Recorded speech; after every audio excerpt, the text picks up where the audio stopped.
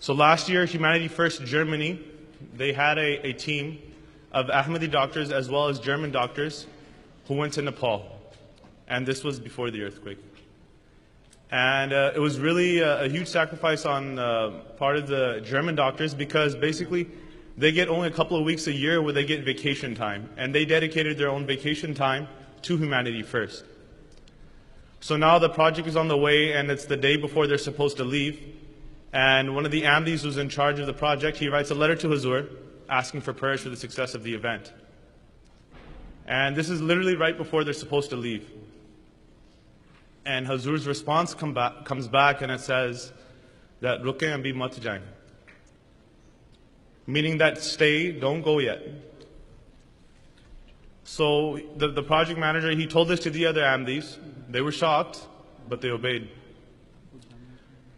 When the Germans found out, they were furious, because obviously they spent their vacation time, their money, everything to come to this project with Humanity First. And they started saying bad things against the Jamaat, the organization, like, what kind of dictatorship do you guys follow? What kind of system is this? What do you guys think you're doing? Etc., etc.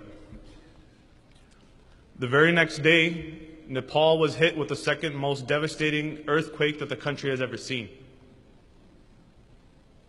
And later that evening, they receive a fax from Hazur, in which Hazur states, ab jaye, meaning that now you may go. So the German doctors, right after this, they saw that, what is actually going on. And they became permanent contacts at that time for Humanity First, that they would be on call, and if Humanity First calls them, they'll come. Many times we wonder, because we don't really hear about the ilham or the revelations that Hazur might receive. Like, what is Hazur's relationship with Allah Ta'ala like? And these are first-hand experiences that Ahmadis received, even people outside of Ahmadiyyat, and their lives were literally saved, and they were able to go at a time when the country actually needed them. And this is Hazur's relationship with Allah Ta'ala, his prayers, what he's doing, what he's praying, how he's trying to help the world. Another incident that I wanted to share was something that happened a little more locally, and this was in the summer last year, and it happened with a Jamia student.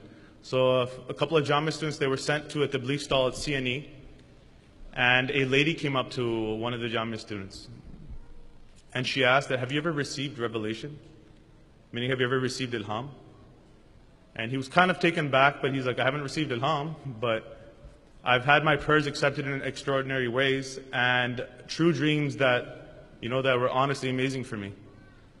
And then she went on to go and say that, I've seen a revelation. So right away, the Jamia student, he thought this is going to be a fake story. We have a tabligh stall set up. She's going to try to come do tabligh to us. It's one of those things. But when she went on, he was shook. And she started off by saying, this happened to me on Christmas Eve. An angel came to me. And the angel said, write this down. Jesus did not die on the cross.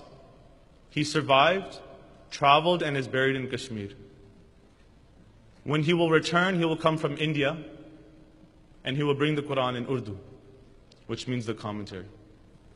So now when he heard this, he had shivers run down his spine, and then he introduced the Jamaat and the Promised Messiah and who we are. And that lady, she just broke down into tears, and trying to honestly seeing that where she was brought to. So the point is that these stories, they're very amazing, they're impactful, and we see Hazur in a new light.